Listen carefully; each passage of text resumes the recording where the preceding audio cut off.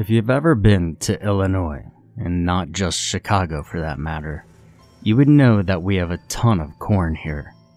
You could even say that it's a corny state. I'm sorry, that won't happen again.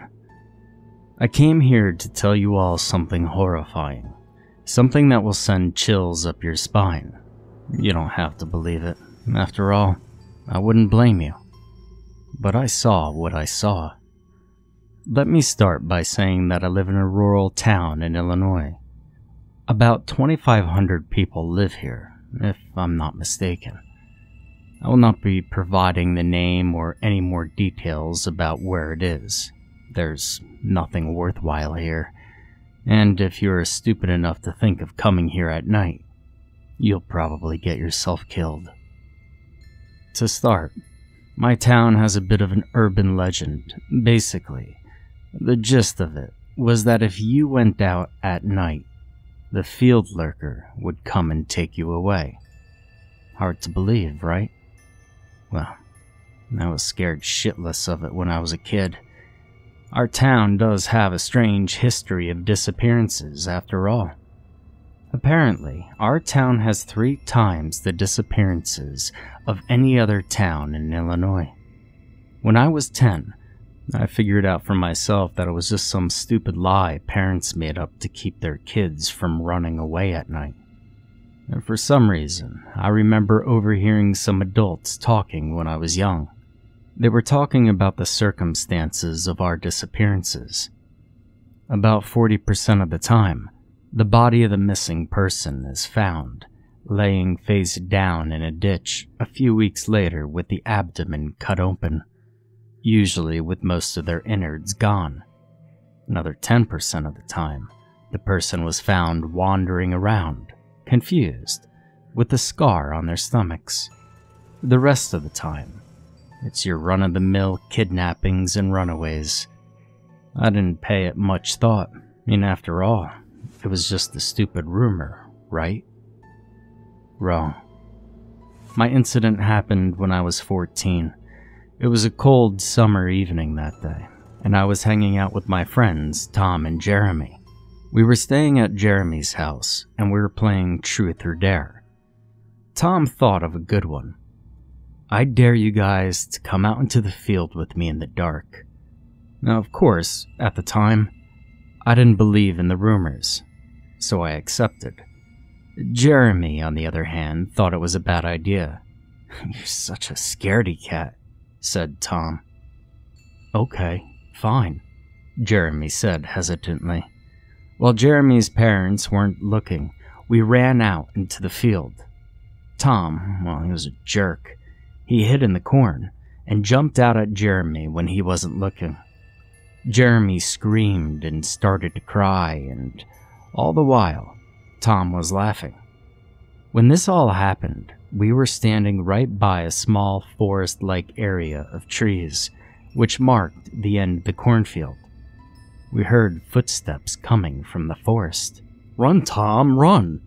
Jeremy screamed, but it was too late.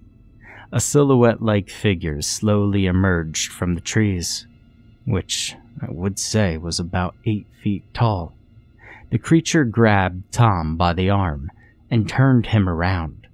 He lifted his hand slowly and thrusted it into Tom's torso, causing Tom to let out a horrible shriek of pain. I couldn't just sit around and watch that thing kill Tom. I reached for my Swiss Army knife and flipped open the long blade and lunged forward, jabbing it into the creature's leg. The thing let out a horrible shriek. It sounded like an 18-wheeler coming to a complete halt. It dropped Tom and ran back into the forest. Jeremy took off his shirt and wrapped it around Tom's wound. Miraculously, the thing didn't rupture any of his internals.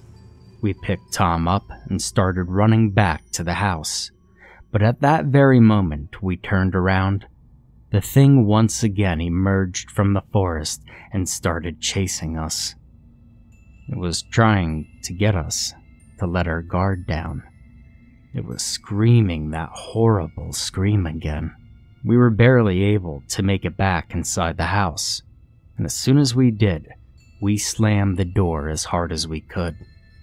We ran into the living room where Jeremy's parents were watching TV. Even from the living room, we could hear the creature banging on the door. Jeremy was still crying his eyes out. Poor guy. Jeremy's parents noticed the wound and gasped louder than I've ever heard anyone gasp before. Tom quickly tried to explain to them what had happened with the last bit of strength he had. I didn't think they would believe us. I mean, after all, it was an outrageous story. But that's when I realized that our parents knew.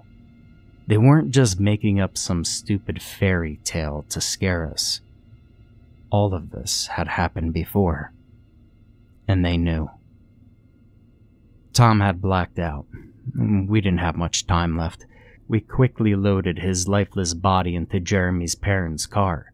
Jeremy's dad grabbed his double-barrel shotgun and loaded 2 buckshot shells into it as we jumped into the car. The creature ran up to the car and started banging on the window. Jeremy's dad turned the safety off.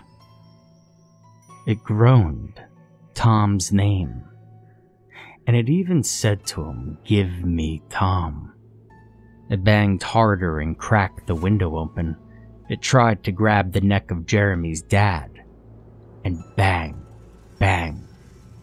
My ears began to ring as the gray smoke and savory smell of gunpowder filled the car. As soon as the smoke cleared, I looked up and I saw the creature. So many holes in its head, you could have mistaken him for a very moldy piece of Swiss cheese. The holes began to clear up, so Jeremy's dad slammed on the pedal and ran the thing over while he had the chance. We made it to the ER, but Tom had lost a lot of blood since we lived in a rural area, and it took us a while to get there. The nurse at the front immediately called down some doctors, and they carried him away. Jeremy, me, and his parents were left there in the waiting room for what seemed like hours. Tom's parents weren't there because they were just that type of parents. Alcoholics, abusive, whatever you want to call them. After a few hours, a nurse ran down. "Tom's in critical condition," she said, "but he's gonna make it." Jeremy and I jumped with joy. "We will, however, have some questions for you," she added. Jeremy and I were taken into Tom's room. As soon as we walked in, we saw Tom laying down with a few police officers standing by the wall. "We're gonna have to ask you a few questions," they said to us sternly. "But first things first, explain what happened." Tom got out of his bed to explain. We saw stitches all over his abdomen. A nurse quickly came over and sat him back down. "You need to rest, honey." And as soon as Tom sat down, he began to tell the whole story as fast as humanly possible. The police seemed to get the message as they nodded their heads. "Jeremy, I'm going to need to see your knife," one of the officers said. He obliged. They examined it, but noticed no blood. "See?" said Tom. "I'm telling the truth. He didn't hurt me." They kept the knife anyways, for DNA testing. As far as I know, they realized it wasn't me or Jeremy, because the knife got sent back to him a couple of days later in the mail. I don't really remember much after that, but I do remember the police escorting us home. I fell asleep in the car. It'd been a long night, but as far as Jeremy tells me, the damn thing was gone when we got back. As for the creature, none of us have ever come face to face with it again. That doesn't mean we haven't seen it, 'cause every now and then, I see it out of the corner of my eye, waiting. Some people think we're just crazy. Some think that we're telling the truth. But the one thing I advise to you all is this: never, ever go into the cornfields at night, you'll regret it.